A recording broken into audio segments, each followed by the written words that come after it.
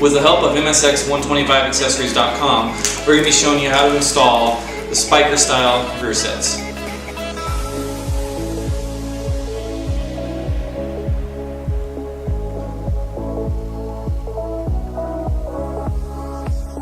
So the issues some customers are having with the rear sets aren't specifically with the rear sets themselves, but rather the installation. A lot of the feedback is actually concerning the installation and how to install them properly. So with this video, we're going to open up the box, we're going to divide the contents into what goes where, and then show you a quick walkthrough on how to install these rear sets on your Grom. Alright, so opening the box for the first time, don't be alarmed. You're exposed to a lot of pieces, and what we're going to do is divide these up into left rear set parts and right rear set parts. So once you unwrap everything from the bubble wrap, you're basically left with the two rear set assemblies, including the passenger pegs, shift lever, a brake lever, your pegs and hardware, more hardware, shift linkage, and then a couple other random parts. Alright, so we're going to be looking at this from the viewer's perspective as if you were on the bike. So this will be your left side slash shift side, this will be your right side slash brake side. So we have two pegs, both identical, go on either side, two bolts, both identical, go on either side. Now you're left with a thick black washer and a thin black washer. The thick one will go on your left side, the shift side. The thin one will go on your right side, the brake side. You have your brake and shift lever. These are pretty self-explanatory. Whichever way the shift peg is sitting, that's where it's going. This is going to go on your left for shifting. This is going to go on your right for braking. Now you have three different size aluminum spacers. The two larger ones are going to go on your right side for braking, and the smaller one is going to go on the left side for shifting. And then you have your shift linkage, obviously on the left side, and then a shift arm. However, you probably can reuse the one on the Grom. And then you have a Heim joint with this spacer in between. This is going to go on your brake side, so this will go on your right side. And then we have a handful of random pieces that we're going to touch base on once we actually start going through the process. So unfortunately, I've already taken the rear sets off this bike to install on a different Grom. However, the one thing I need to really touch about right here is this bolt. This bolt is going to hold both the rear sets as well as the swing arm and frame together. If we were to pull this out right now, the whole bike would fall apart. So what we're going to do is we're going to get an extension that's going to take place of this bolt. We're going to tap it through, and as we tap this through, it'll push the bolt out, and this will take place of the bolt, keeping the bike together. Alright, so the bolt's already most of the way through. We're just going to install this. You might have to move the bike around a little bit to get it to line up.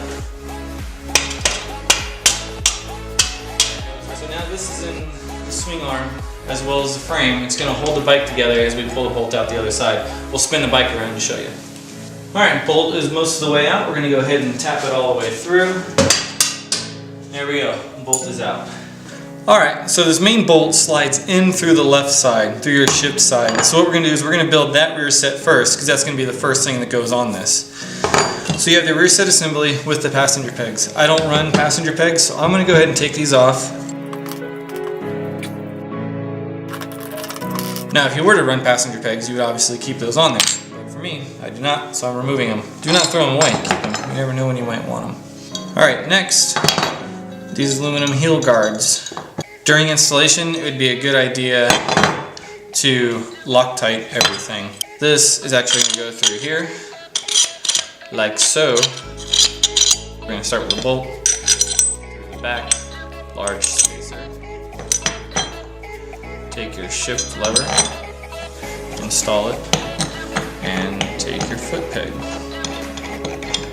There you go, everything's loosely installed. Nice smooth motion, everything looks good. Shift linkage, and these we'll put on later. Alright, so pretty much the same thing with the left side as the right side. What we're going to do is we're going to take off the passenger pegs. We have the bolt. That's where the peg's going to go. Back. Small, thin black washer. Going to do your brake lever. Is that right? Yep. Foot peg,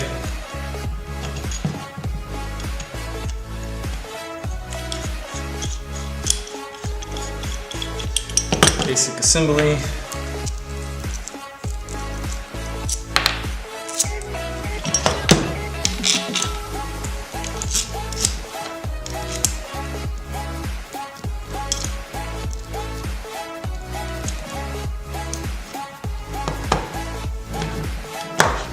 There we go. So your brake side is pretty much done. Master is gonna attach there, along with a couple other brackets that we're gonna talk about once we actually install it. All right, so what we're gonna do now is we're gonna take our left rear set assembly and we're gonna go ahead and slide it on. This is where that small aluminum spacer is gonna come into play. We're gonna take this large bolt, slide it through. This spacer is gonna go on the large bolt between the rear set and where the frame would line up. And all we're gonna do is just tap this back in. We're gonna take one of the small Allen wrench bolts. It's gonna go through the bottom. There you go. All right, now for installing the shift linkage, you're gonna need the shift linkage itself and then this really small, tiny aluminum spacer. All right, so we're gonna start in the rear. We're gonna take the bolt, slide it through the rear set. You're going to take that aluminum spacer, slide it on, slide the Heim joint on, and then attach the nut on the back side.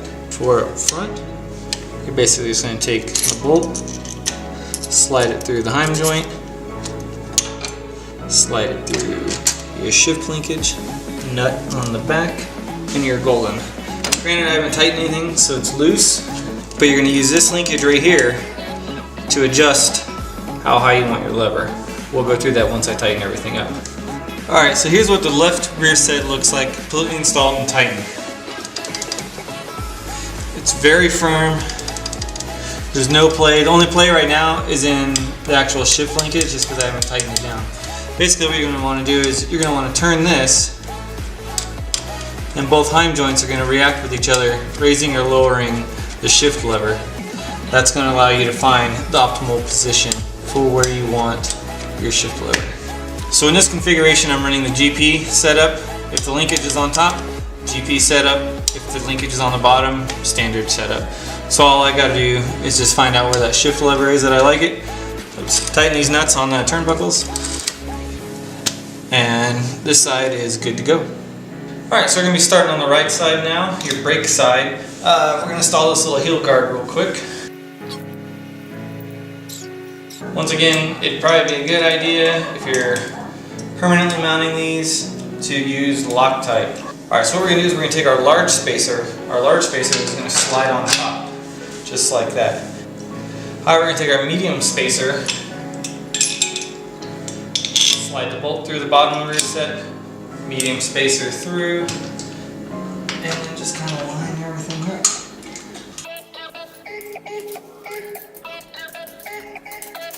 Alright, at this point you can go ahead and take the nut, go ahead and install it back on.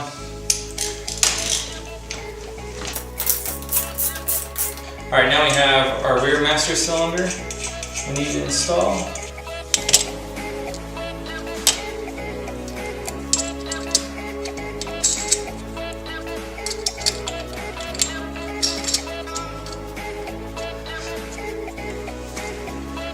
Alright, so what you want to do next is you want to take this brake lever Heim joint right here and thread it onto the bottom of your master.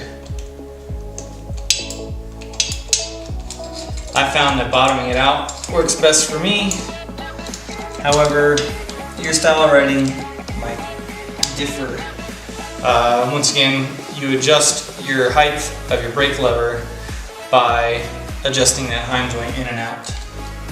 The higher that Heim joint is on the master, the lower your brake lever. The lower it is, the higher your brake lever. I like mine kind of low and out of the way. I'm sure I'll have to adjust it later, but I like mine pretty low.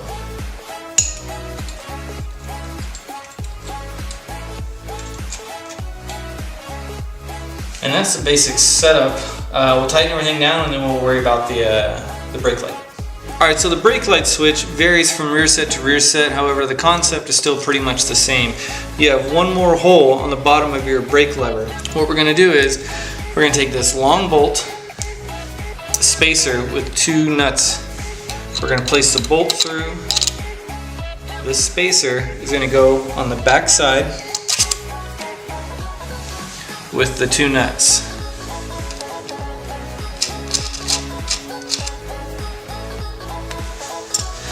Then you're going to have this bracket.